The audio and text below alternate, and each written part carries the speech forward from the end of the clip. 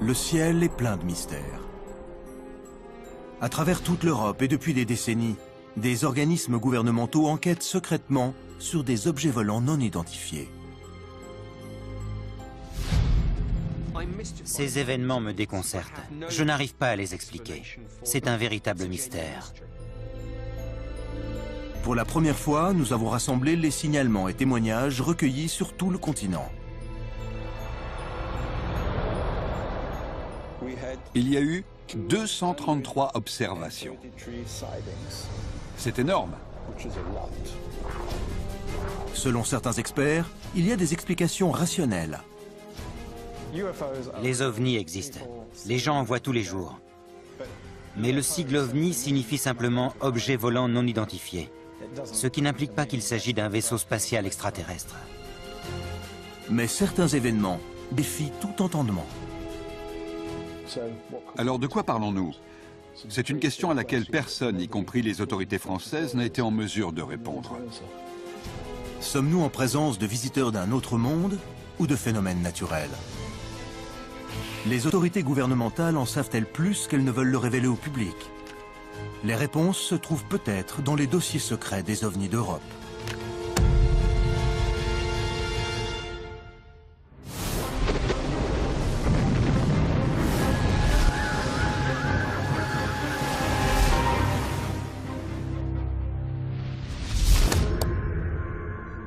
Depuis plusieurs décennies, les gouvernements européens ont conservé des dossiers sur les observations d'ovnis.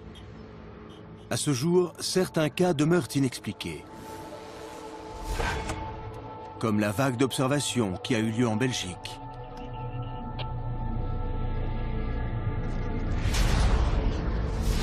Ou encore, le récit des 4 pilotes suédois qui ont fait une rencontre rapprochée à 1000 mètres d'altitude. Plus proche de nous, en France, les analyses pointues corroborent le récit improbable d'un témoin, preuve que la vérité est sans doute plus étrange que la fiction.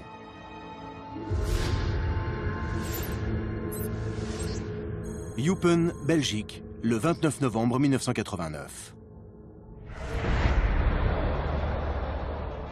Tout a commencé ce soir-là. Mais les observations se sont accumulées d'une ville à l'autre, à travers toute la Belgique. Elles sont rapportées par des centaines de témoins. Ma femme a dit c'est un ovni. J'ai répondu, qu'est-ce que tu racontes? C'est un avion. Mais 5 minutes plus tard, j'ai changé d'avis. Les autorités militaires font décoller d'urgence 2 appareils de combat. Il faut mettre un terme à la plus grande série d'observations d'ovnis jamais survenues en Europe. Au total, il y a eu plus de 2000 observations. 650 d'entre elles ont été étudiées activement et plus de 500 sont restées inexpliquées. Le nombre d'observations est tel que l'on parlera de vague belge.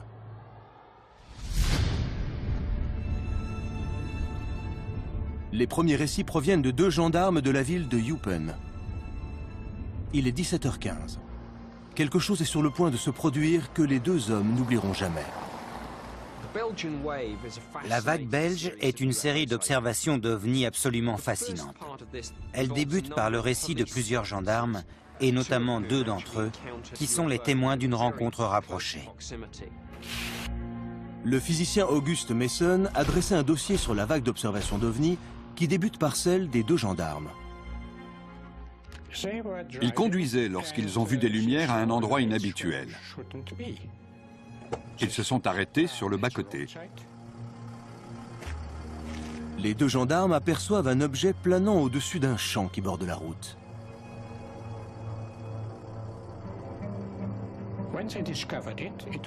Quand ils l'ont repéré, l'objet était immobile à environ 120 mètres au-dessus du sol. Ils ont décrit un grand vaisseau de forme triangulaire, avec des lumières à chaque coin, et un faisceau plus faible au centre. Ils l'observaient depuis un endroit situé directement à la verticale de l'objet. À leur grande stupéfaction, l'objet n'émettait aucun bruit. Après quelques minutes, l'OVNI s'éloigne. Encore abasourdis, les 2 gendarmes décident d'essayer de le suivre.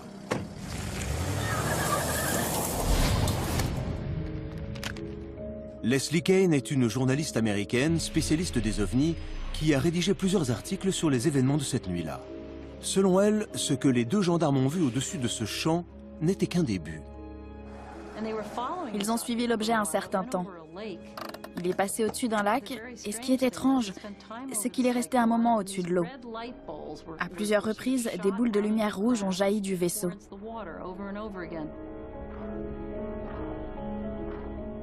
Elles jaillissaient et remontaient comme si elles étaient reliées à un élastique. Les gendarmes sont déconcertés. Mais ce n'est pas tout. Les deux gendarmes ont observé cette scène étrange. C'est alors qu'un autre appareil est apparu. Il y avait donc deux appareils. Le second ovni survole le lac, puis disparaît en direction du nord, tandis que le premier poursuit son étrange chorégraphie.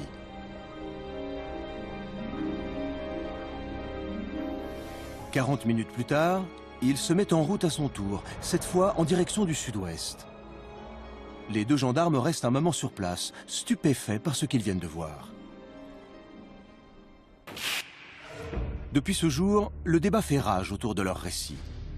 Le docteur David Clark est consultant en matière d'OVNI pour le compte des Archives nationales du Royaume-Uni. Ils ont cru voir un gigantesque objet sombre et triangulaire. Mais lorsqu'on étudie leur déposition, il est question d'un certain nombre de lumières brillantes dans le ciel. Lorsqu'il est confronté au chaos, le cerveau humain cherche à se représenter des formes. Si on aperçoit une formation de 3 lumières dans le ciel, et que rien d'autre n'est visible, notre cerveau va automatiquement se demander si ces 3 points ne délimitent pas un objet triangulaire. Le 29 novembre 1989, le ciel nocturne est dégagé, laissant apparaître les étoiles et les planètes. Les gendarmes ont-ils confondu les lumières avec des objets célestes? En tant qu'astronome, le phénomène décrit me paraît très difficile à expliquer. Cette série de lumières qui se déplace en formation ne correspond à aucun des objets qu'il m'est donné d'observer dans le ciel. Il faut chercher ailleurs, peut-être dans le domaine de l'aéronautique. Dans les faits, ces lumières célestes ont engendré plusieurs théories.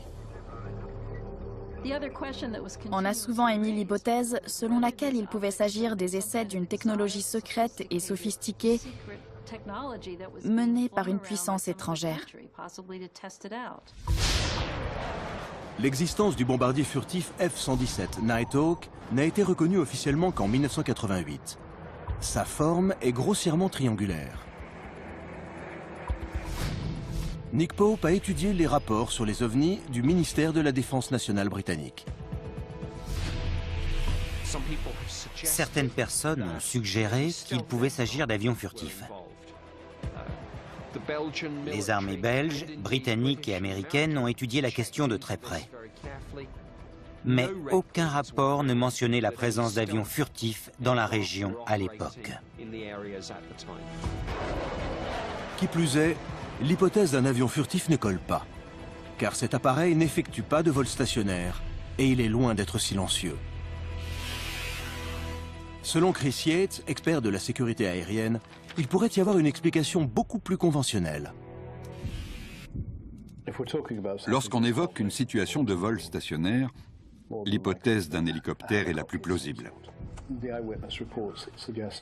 Les témoignages oculaires suggèrent que les appareils étaient silencieux, ce qui n'a rien de surprenant si l'on tient compte du lieu d'observation, des conditions météorologiques, de la direction et de l'intensité des vents la nuit des faits. Le vent a très bien pu couvrir le bruit de l'appareil.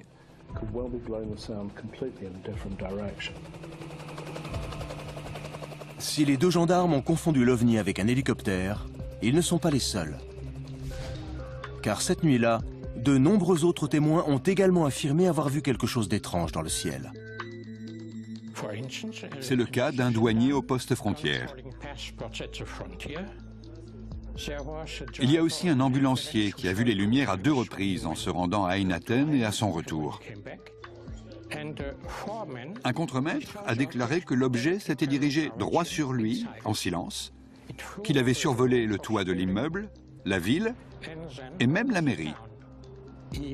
Et d'autres témoins l'ont aperçu. Il s'avère qu'au fil de la nuit, 13 gendarmes, basés sur 8 sites différents, ont vu ces deux objets qui ont survolé toute une région de la Belgique. Sans compter les centaines de civils qui ont été témoins de la scène. Mais le phénomène ne disparaît pas cette nuit-là. Au cours du mois suivant, on enregistre 233 dépositions distinctes qui mentionnent la présence de lumières étranges et de mystérieux objets volants. Mais il existe une autre hypothèse pour expliquer ces observations, la psychose collective. Elle est souvent à l'origine de vagues d'ovnis, comme on les qualifie souvent. Il s'agit d'un terme militaire inventé pour décrire une période de panique. Tout commence par le rapport d'un témoin oculaire crédible. Lorsque les observations sont relayées par les médias, elles font les gros titres. Les chaînes de télévision leur consacrent des reportages et les gens sont brusquement sensibilisés par le phénomène. Ils ont lu le récit des gendarmes et lorsqu'ils sortent la nuit, ils scrutent le ciel et ils aperçoivent quelque chose d'inhabituel, quelque chose qu'ils auraient ignoré en temps normal. Mais le gouvernement belge prend cette affaire très au sérieux. En réalité, elle pose un réel problème aux militaires. Manifestement, les événements de Belgique intéressaient la sécurité nationale belge et, on peut le penser, les autres États membres de l'OTAN. Le ministère de la Défense nationale britannique était certainement informé de ces événements, bien qu'ils se soient déroulés en dehors du pays. D'une certaine manière, nous étions concernés par le biais de l'OTAN.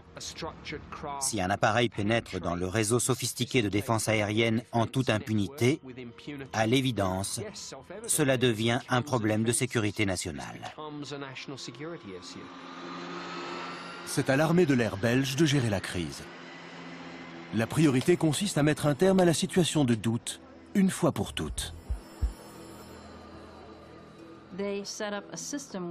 Ils ont élaboré un système par lequel la détection radar d'un objet était transmise à la gendarmerie pour garantir sa légitimité et déclenchait le décollage d'urgence de chasseurs F-16 pour un contact visuel.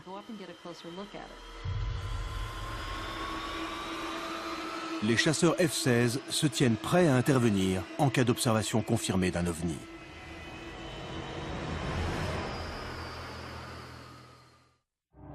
La Belgique, au cours de l'hiver 1989-1990. À la suite de l'observation par deux gendarmes d'objets triangulaires mystérieux dans le ciel, une vague de témoignages oculaires se propage à travers tout le pays. Déterminée à clarifier la situation, l'armée de l'air belge s'apprête à faire décoller d'urgence deux chasseurs F-16. Mais ils ne décolleront que si l'observation est confirmée par la gendarmerie et qu'une détection est établie par un radar au sol. Pendant ce temps, la population reste dans l'expectative. Les ovnis sont-ils d'origine extraterrestre ou s'agit-il d'appareils plus terrestres, comme des hélicoptères? À l'époque, Patrick Ferrine était consultant pour la SOBEPS, une association de civils qui s'efforçait de garder une trace de toutes les observations d'ovnis. En décembre 1989, nous avons répertorié 233 observations.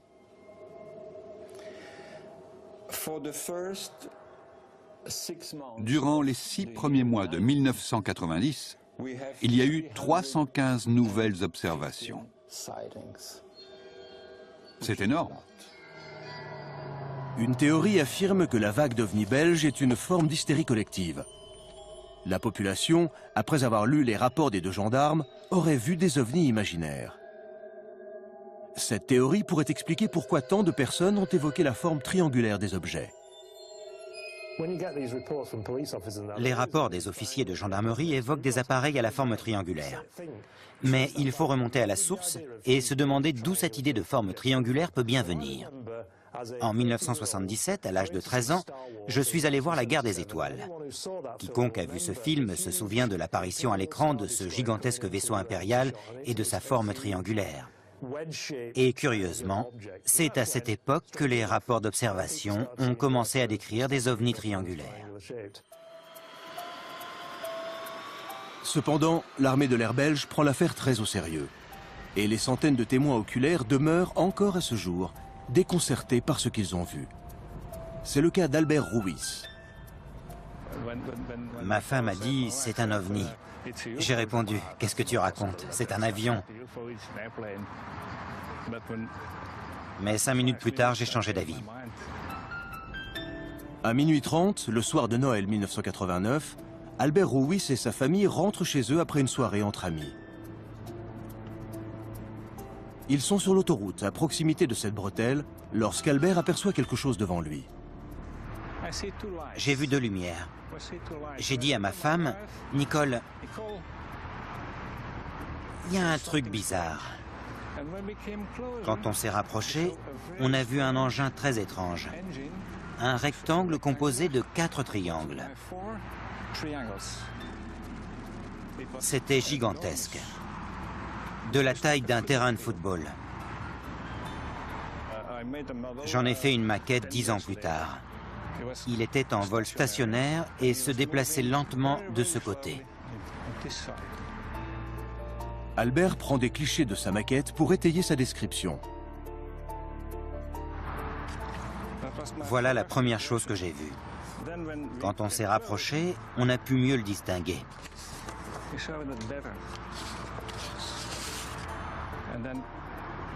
Et voilà la perspective de côté, lorsqu'on a franchi le pont. Puis il a disparu. J'étais curieux.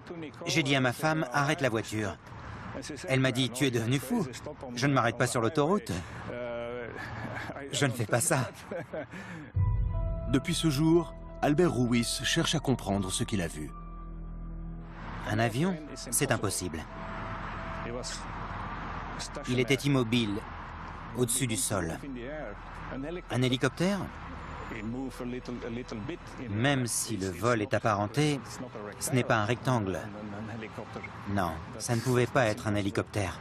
Ils sont trop bruyants. On n'entendait que le bruit du moteur de notre voiture. Non. Je suis convaincu que cet objet n'était pas terrestre.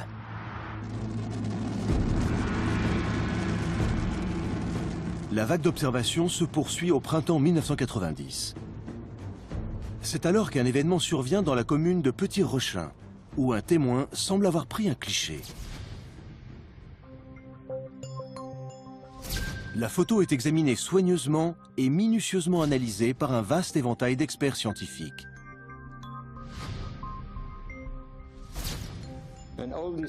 Et tous ces experts de l'optique, de la physique ou de l'analyse numérique ont abouti à la même conclusion.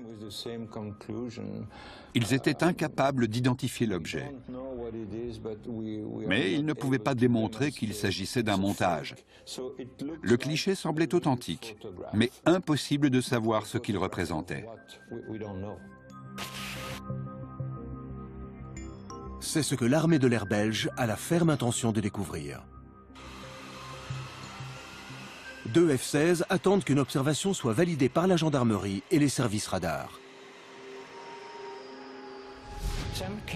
Puis est venue la nuit du 30 au 31 mars. Comment est-ce que tout ça a commencé?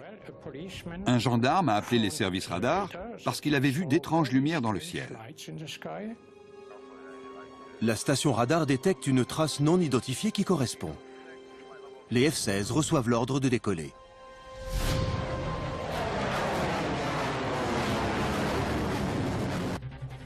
Guidés par les contrôleurs au sol, les chasseurs se rapprochent des lieux.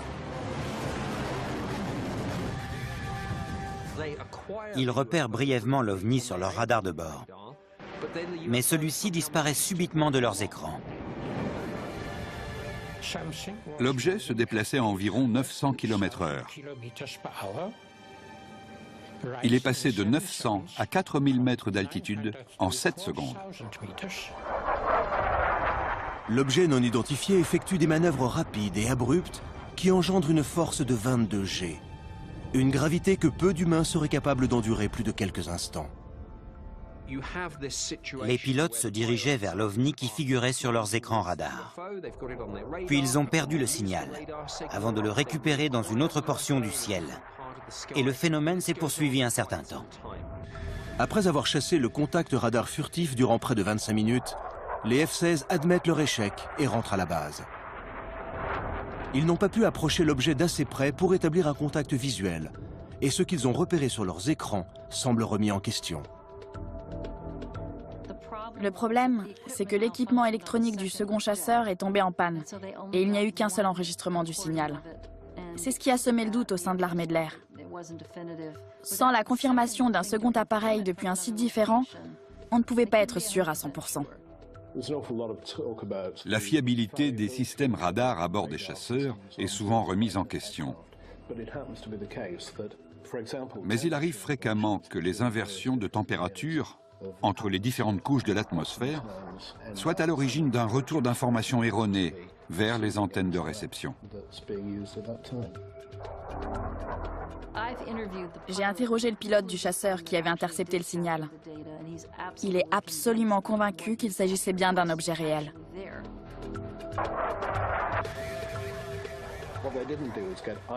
Ils n'ont pas eu de contact visuel pour décrire l'objet. Ils étaient trop éloignés pour apporter un témoignage oculaire sur l'OVNI.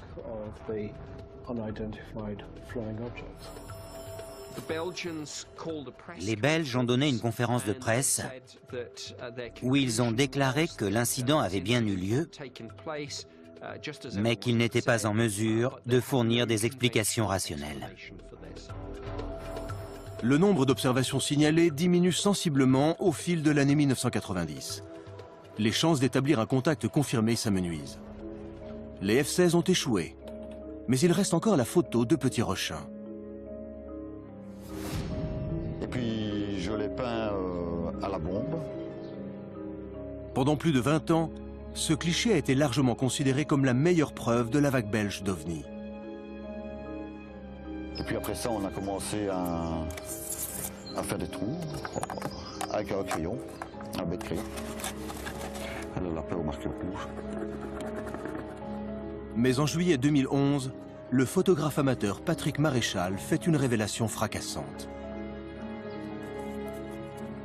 Le choix du triangle, ça s'est fait parce que la vague belge,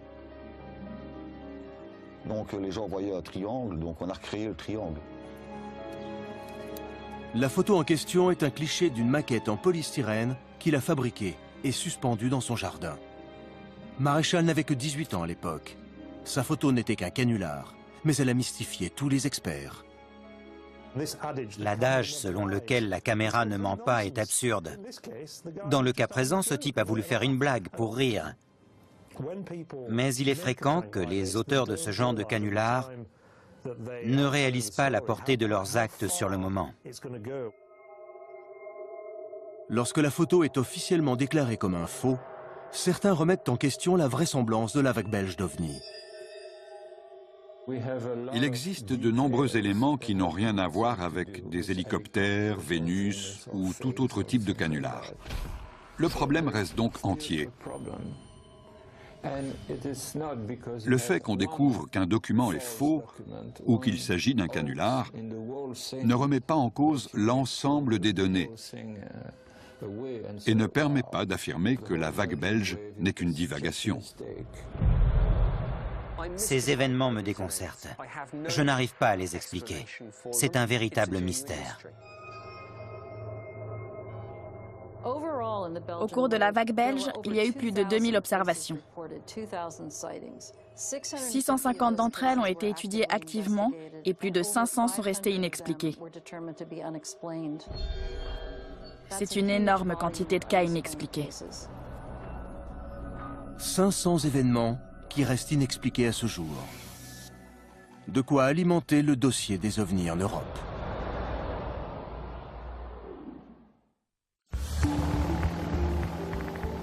Dans le ciel de Suède, 4 pilotes voient quelque chose qu'ils ne parviennent pas à expliquer.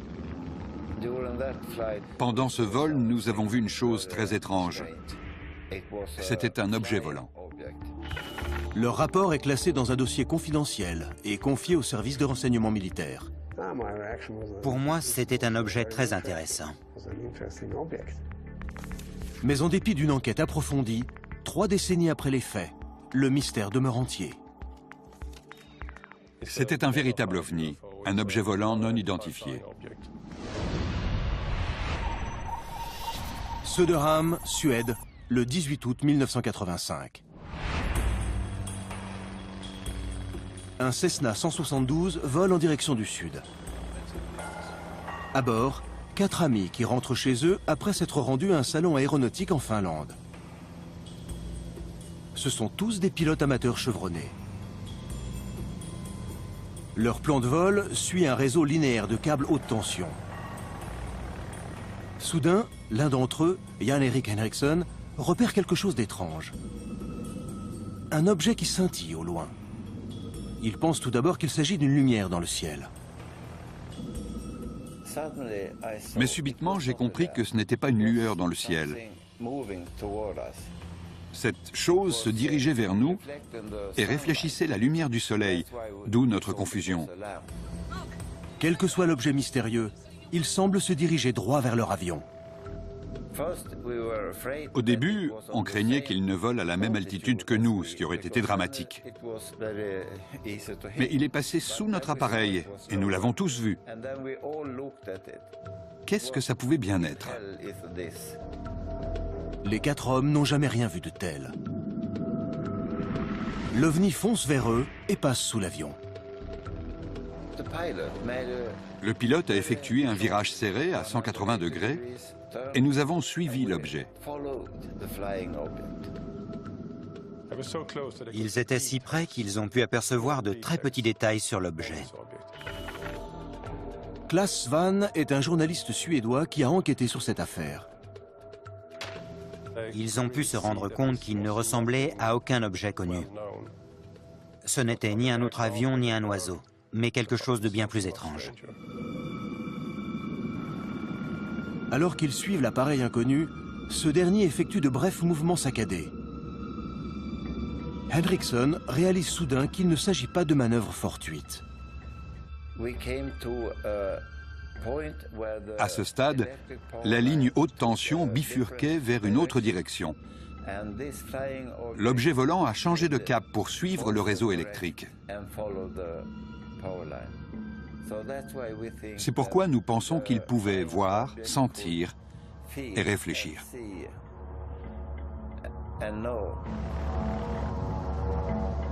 L'objet non identifié se déplace plus vite que le Cessna et il disparaît de son champ de vision en quelques minutes. Les 4 pilotes sont abasourdis. Ils appellent le contrôle aérien civil dans l'espoir d'obtenir une explication rationnelle. Mais aucun autre vol n'est signalé dans la région. La réponse est négative. Personne n'a rien vu. Le mystère s'épaissit, et pendant le reste du vol vers l'aéroport de Gävle, les 4 hommes cogitent sur la marche à suivre. S'ils évoquent leur observation d'OVNI, ils risquent de ne pas être pris au sérieux. À notre arrivée à Gävle, nous avons décidé de ne rien dire à la presse suédoise. Nous avons rédigé un rapport à l'attention de la sécurité nationale. Je l'ai avec moi, il date de 1985. Tout y est consigné.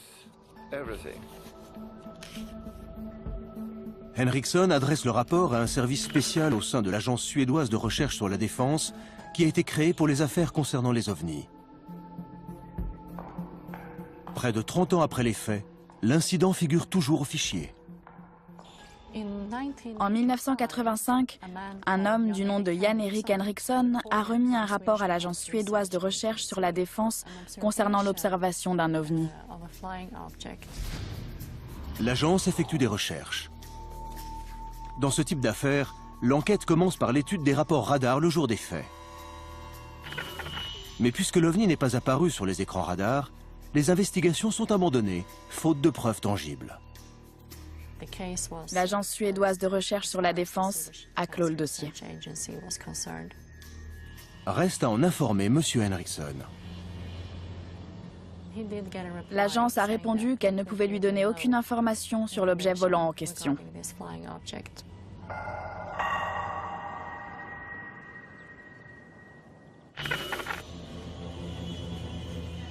Mais l'histoire ne s'arrête pas là.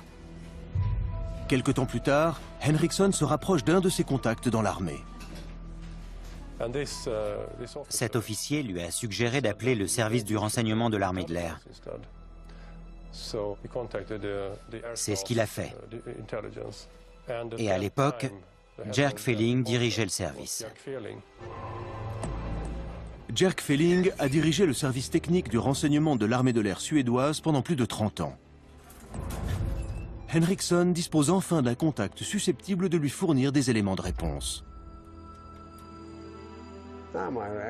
D'emblée, j'ai trouvé qu'il s'agissait d'un objet tout à fait intéressant.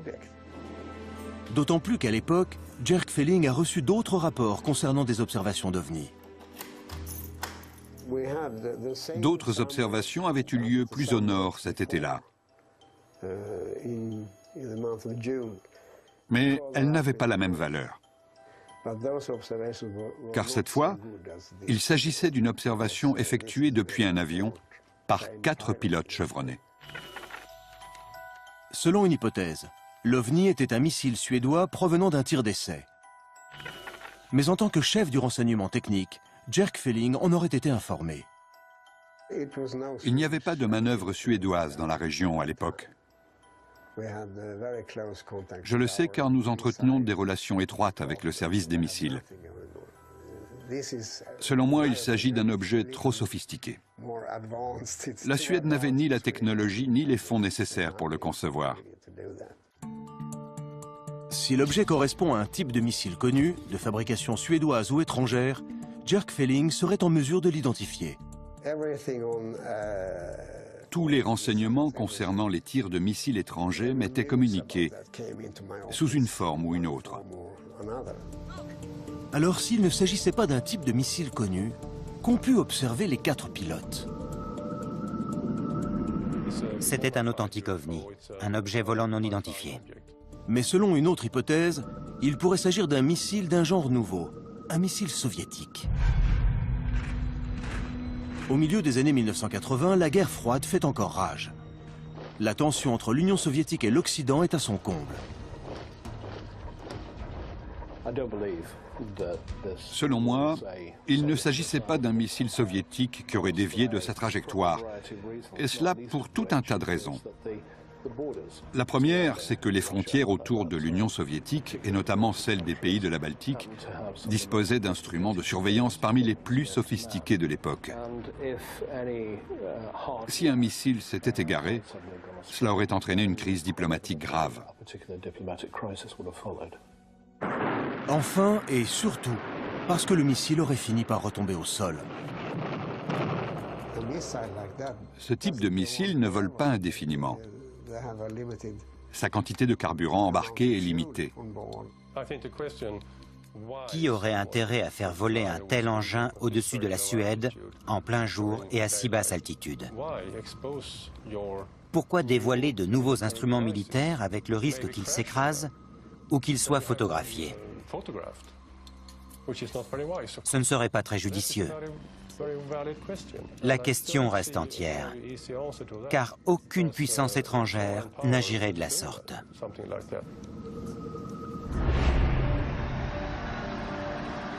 L'hypothèse du missile soviétique perdure, jusqu'à ce que quelques années plus tard, les secrets militaires ne commencent à filtrer avec la chute précipitée du rideau de fer. Jerk Felling espère alors découvrir les détails des opérations militaires secrètes du bloc soviétique. Mais en épluchant les dossiers, il ne trouve aucun élément qui puisse expliquer ce que les 4 pilotes ont vu. On se demande encore ce que ça pouvait être. L'affaire est classée. Henriksen et ses camarades ne sauront sans doute jamais ce qui s'est passé en ce jour d'août 1985. Lorsqu'un OVNI survole la France, l'unique témoin oculaire déclare avoir vu un appareil mystérieux se poser au sol. Le rapport ne décrit pas seulement des lumières dans le ciel. Il comporte des allégations sérieuses mentionnant l'atterrissage d'un OVNI. À l'endroit de l'atterrissage présumé, la présence de traces physiques déclenche la plus grande enquête sur les OVNIs dans l'histoire de la France. qu'on a affaire à un objet matériel, c'est certain. Mais on en ignore totalement la nature et l'origine. Et tandis que le témoin reste abasourdi par ce qu'il a vu, les analyses de laboratoire fournissent des résultats aussi étranges qu'inattendus.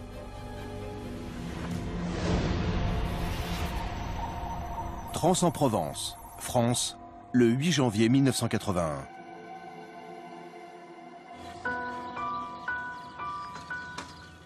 Renato Nicolai, 55 ans, travaille dans son jardin.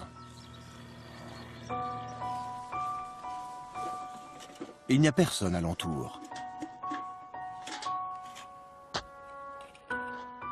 Soudain, quelque chose attire son attention.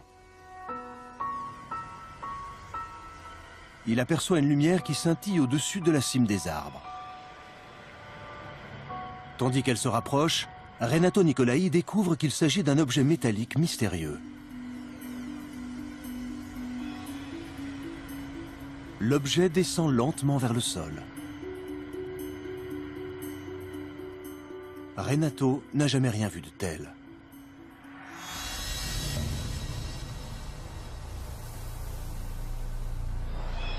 Après une trentaine de secondes, l'objet redécolle et disparaît dans le ciel.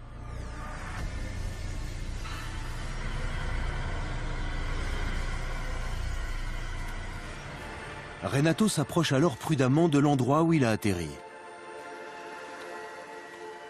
À sa grande stupéfaction, il aperçoit des marques circulaires sur le sol.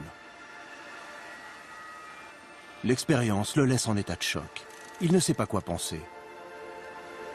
Mais le lendemain, après en avoir parlé à son épouse, il rapporte l'incident à la gendarmerie. En France, les observations d'OVNI donnent lieu à des enquêtes très sérieuses. Certains pays s'en désintéressent totalement et d'autres ouvrent une enquête. En France, l'étude des ovnis dépend directement du Centre national d'études spatiales. Un organisme interne, le GEPAN, devenu CEPRA, était chargé d'analyser les phénomènes aérospatiaux non identifiés. Après avoir examiné le site, la gendarmerie contacte le GEPAN. Jean-Jacques Velasco deviendra plus tard le directeur de cet organisme. Mais à l'époque des faits, il est chargé de l'enquête sur les phénomènes de Trans-en-Provence. Donc on avait un téléx qui nous disait il y a quelqu'un qui a aperçu un objet qui a atterri dans son jardin et il y a des traces qui restent au sol. Donc on s'est dit c'est intéressant, on va donc faire enfin une enquête rapidement sur les lieux. Après avoir interrogé le témoin, les enquêteurs ont donc pu mener une véritable analyse scientifique de l'endroit où l'OVNI était supposé avoir atterri. Les gendarmes prennent des photos du site. Les traces au sol laissent les enquêteurs du GEPAN sceptiques, mais ils sont déterminés à examiner les lieux par eux-mêmes.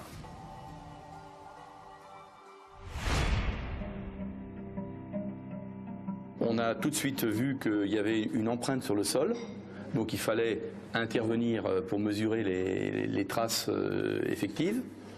Et puis, dans nos procédures, on avait également des possibilités de pouvoir obtenir des analyses des végétaux. Ils ont prélevé des échantillons du sol, de l'herbe et des végétaux. Et ils ont pratiqué une analyse scientifique rigoureuse. Les laboratoires se mettent au travail. Ils analysent les empreintes physiques laissées au sol et cherchent la moindre trace d'une altération de la terre et des végétaux. Mais en attendant les résultats, du côté de Trans-en-Provence, Renato Nicolai raconte son histoire. Je ne peux pas dire que c'était une soucoupe volante, que c'était... J'ai vu quelque chose, oui. Il s'est posé, il est reparti. Il fait un croquis sommaire de ce qu'il a vu. La forme, c'était comme si on posait deux assiettes, l'une sur l'autre. Voilà. L'objet qu'il décrit est aussi étrange qu'inconnu. Peut-il s'agir d'une arme militaire secrète, comme un drone ? Les drones ont des tailles et des formes variées. La plupart de ces appareils sont assez petits.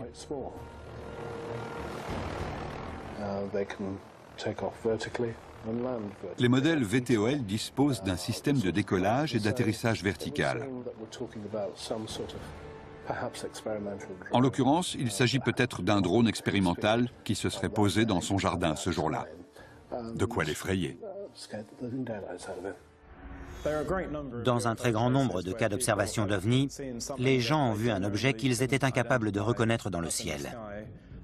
Ils ont été influencés par leurs propres désirs ou craintes, ou par leur conditionnement culturel, et ils se sont persuadés qu'il s'agissait de visiteurs extraterrestres. Lorsqu'une personne est convaincue d'avoir vu un vaisseau extraterrestre, il lui est très difficile de changer d'avis. La déposition d'un témoin unique peut être remise en question, car il existe toujours un doute quant à sa fiabilité. Mais lorsque Jean-Jacques Velasco reçoit les résultats du laboratoire, il n'en croit pas ses yeux. L'objet qui s'est posé dans le jardin de Nikolaï a de quoi interpeller les plus sceptiques.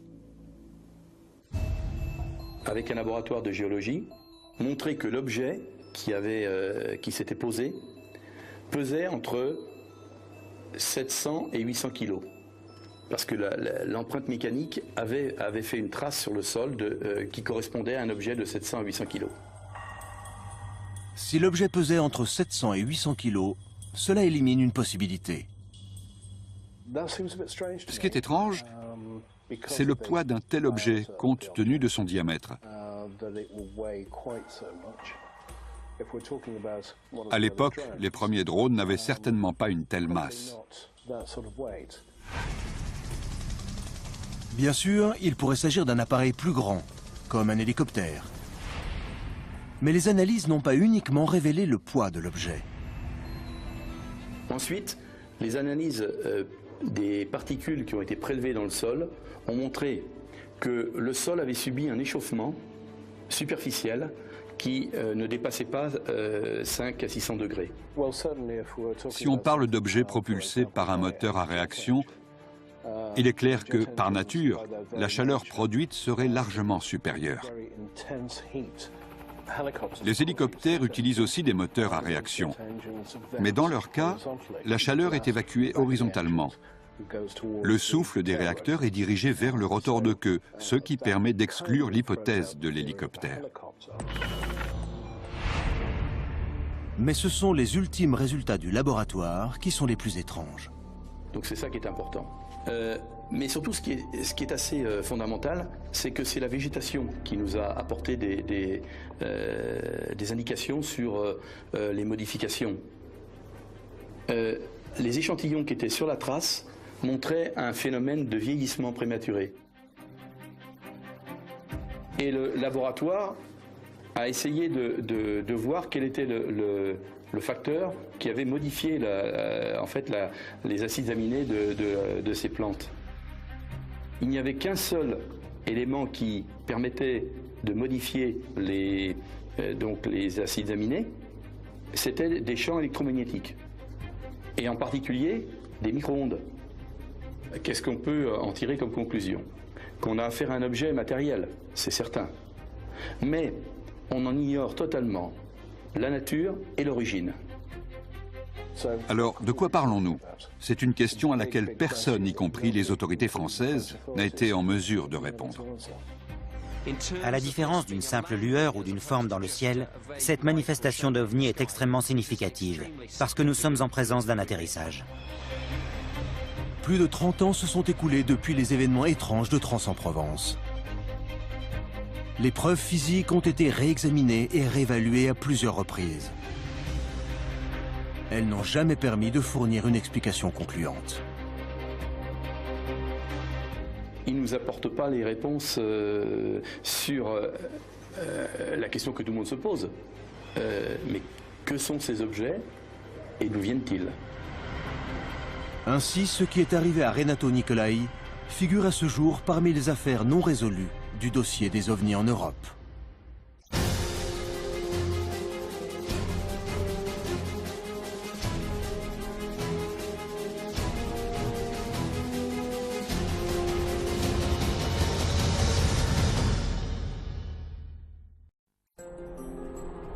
Le ciel est plein de mystères. À travers toute l'Europe et depuis des décennies, des organismes gouvernementaux enquêtent secrètement sur des objets volants non identifiés. Ces événements me déconcertent. Je n'arrive pas à les expliquer. C'est un véritable mystère. Pour la première fois, nous avons rassemblé les signalements et témoignages recueillis sur tout le continent. Il y a eu 233 observations. C'est énorme. Selon certains experts, il y a des explications rationnelles. Les ovnis existent. Les gens en voient tous les jours. Mais le sigle ovni signifie simplement objet volant non identifié, ce qui n'implique pas qu'il s'agit d'un vaisseau spatial extraterrestre. Mais certains événements défient tout entendement. Alors de quoi parlons-nous? C'est une question à laquelle personne, y compris les autorités françaises, n'a été en mesure de répondre. Sommes-nous en présence de visiteurs d'un autre monde ou de phénomènes naturels? Les autorités gouvernementales en savent-elles plus qu'elles ne veulent le révéler au public? Les réponses se trouvent peut-être dans les dossiers secrets des ovnis d'Europe.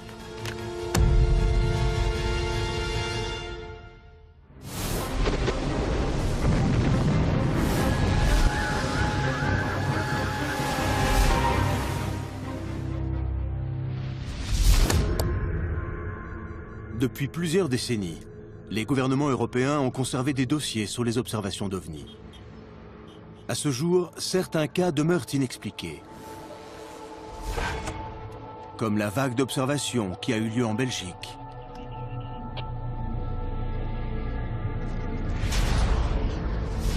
Ou encore, le récit des 4 pilotes suédois qui ont fait une rencontre rapprochée à 1000 mètres d'altitude.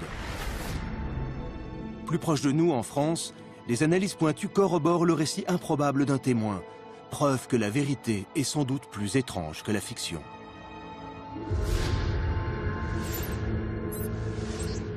Eupen, Belgique, le 29 novembre 1989. Tout a commencé ce soir-là. Mais les observations se sont accumulées d'une ville à l'autre, à travers toute la Belgique. Elles sont rapportées par des centaines de témoins. Ma femme a dit c'est un ovni. J'ai répondu, qu'est-ce que tu racontes? C'est un avion. Mais 5 minutes plus tard, j'ai changé d'avis. Les autorités militaires font décoller d'urgence 2 appareils de combat. Il faut mettre un terme à la plus grande série d'observations d'ovnis jamais survenues en Europe. Au total, il y a eu plus de 2000 observations. 650 d'entre elles ont été étudiées activement et plus de 500 sont restées inexpliquées. Le nombre d'observations est tel que l'on parlera de vague belge.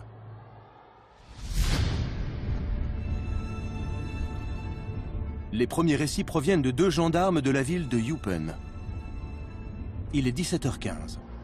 Quelque chose est sur le point de se produire que les 2 hommes n'oublieront jamais. La vague belge est une série d'observations d'ovnis absolument fascinantes.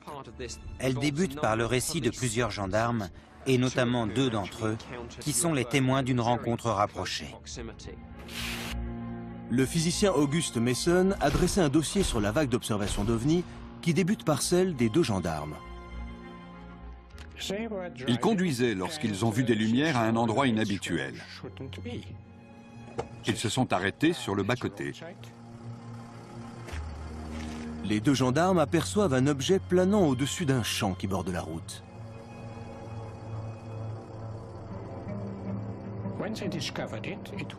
Quand ils l'ont repéré, l'objet était immobile à environ 120 mètres au-dessus du sol. Ils ont décrit un grand vaisseau de forme triangulaire, avec des lumières à chaque coin, et un faisceau plus faible au centre. Ils l'observaient depuis un endroit situé directement à la verticale de l'objet. À leur grande stupéfaction, l'objet n'émettait aucun bruit. Après quelques minutes, l'OVNI s'éloigne. Encore abasourdis, les 2 gendarmes décident d'essayer de le suivre.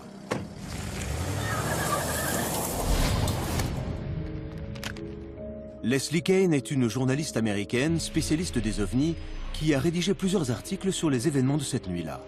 Selon elle, ce que les deux gendarmes ont vu au-dessus de ce champ n'était qu'un début. Ils ont suivi l'objet un certain temps.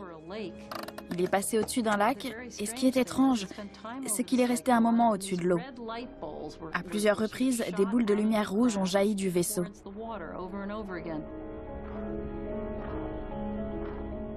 Elles jaillissaient et remontaient comme si elles étaient reliées à un élastique. Les gendarmes sont déconcertés. Mais ce n'est pas tout. Les deux gendarmes ont observé cette scène étrange. C'est alors qu'un autre appareil est apparu. Il y avait donc deux appareils. Le second ovni survole le lac, puis disparaît en direction du nord, tandis que le premier poursuit son étrange chorégraphie.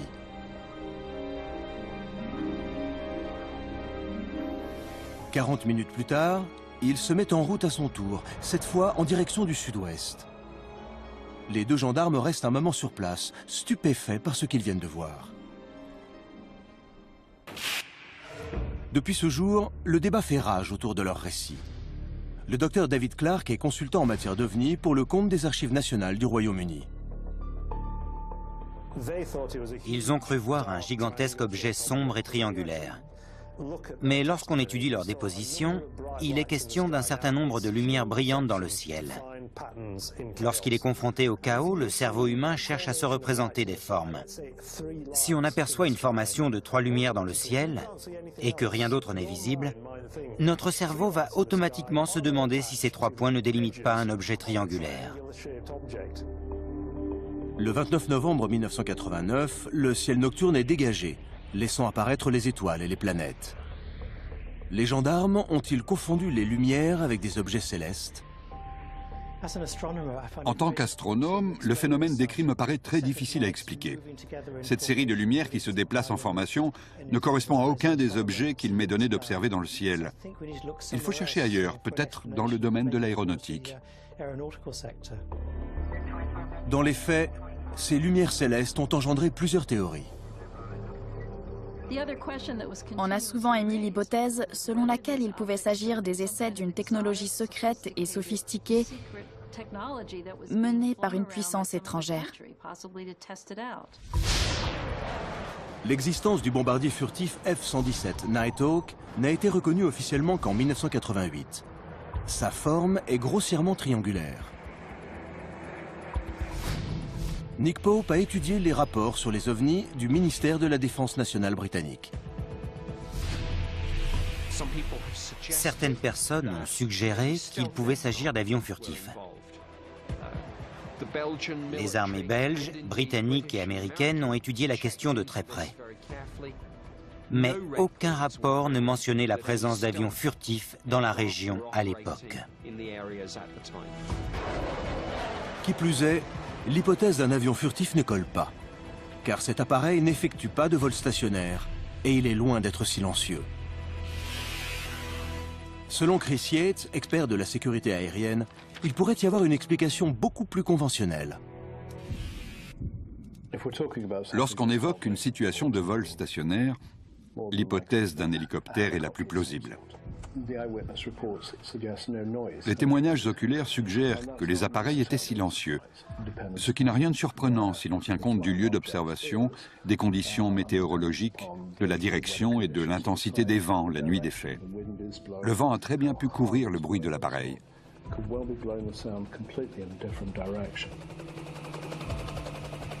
Si les deux gendarmes ont confondu l'OVNI avec un hélicoptère, ils ne sont pas les seuls.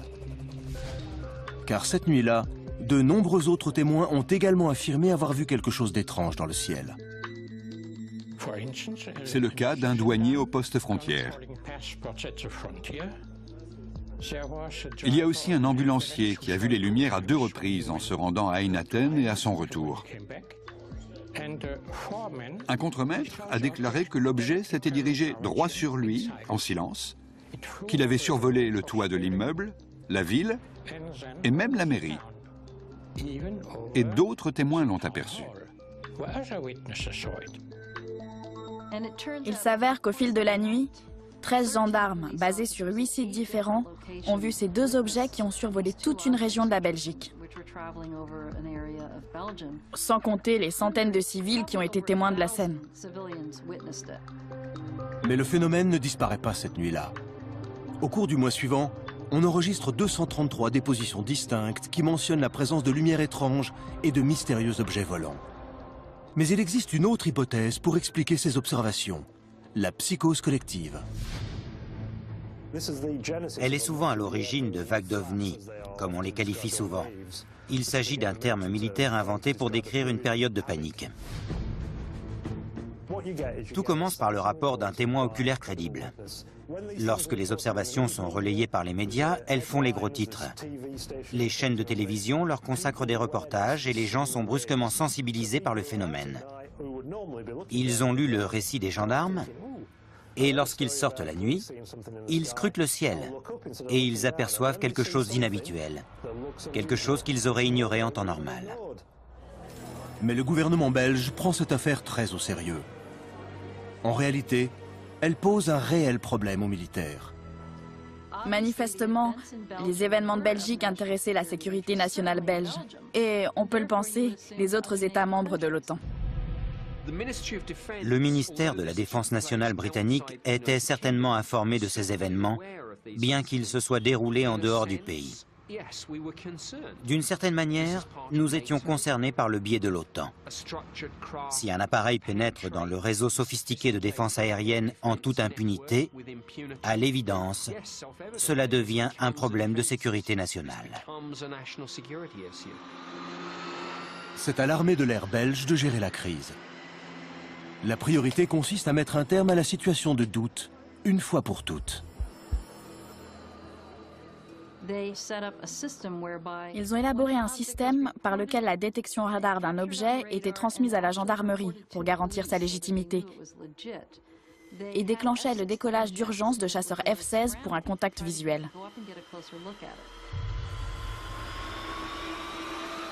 Les chasseurs F-16 se tiennent prêts à intervenir en cas d'observation confirmée d'un ovni.